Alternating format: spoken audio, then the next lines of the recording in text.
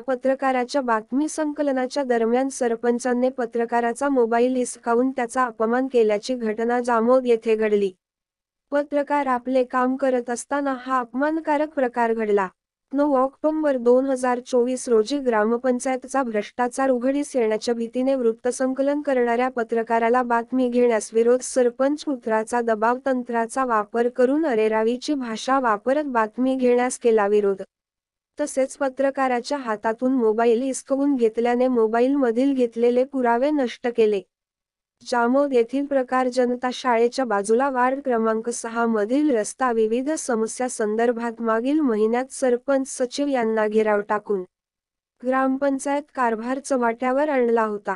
त्यावेळी सरपंच पुत्र हे ग्रामपंचायतचा कारभार सांभाळत आहे सर्वांना माहीत असून याबाबत तक्रार करण्यास कोणतीही पुढे धावत नाही। मागील महिन्यात सरपंच सचिव यांना घेराव घालून मुख्य स्टडी पाहणीकरिता आणले व सत्य परिस्थिती जनतेसमोर उघड झाली।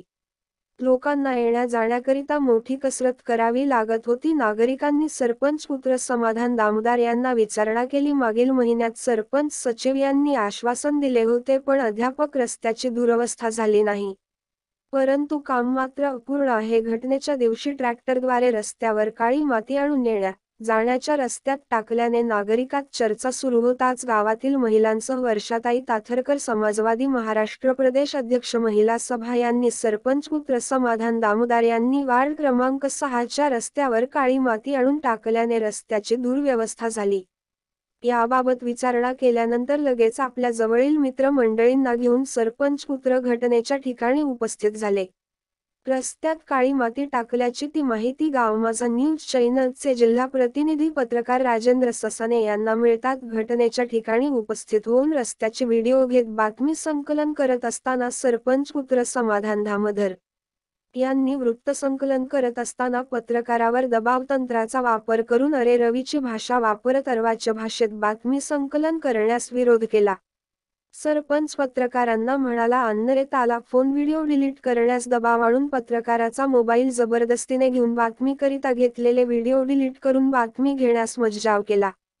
या प्रकारामुळे स्थानिक पत्रकारांमध्ये तीव्र नाराजी व्यक्त केली जात आहे।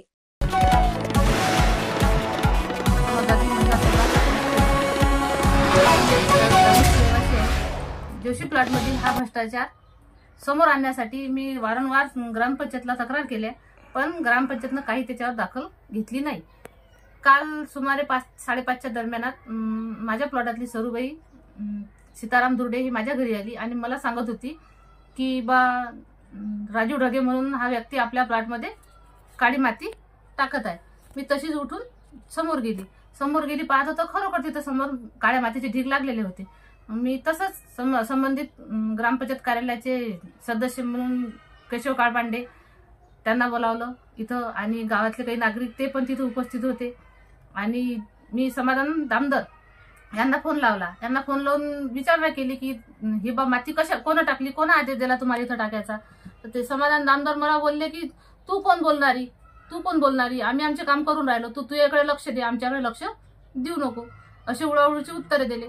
आणि तिथून तितक्यात ते पत्रकार जाळत होते, त्यांना पण उडवाउडवीची उत्तरं दिली।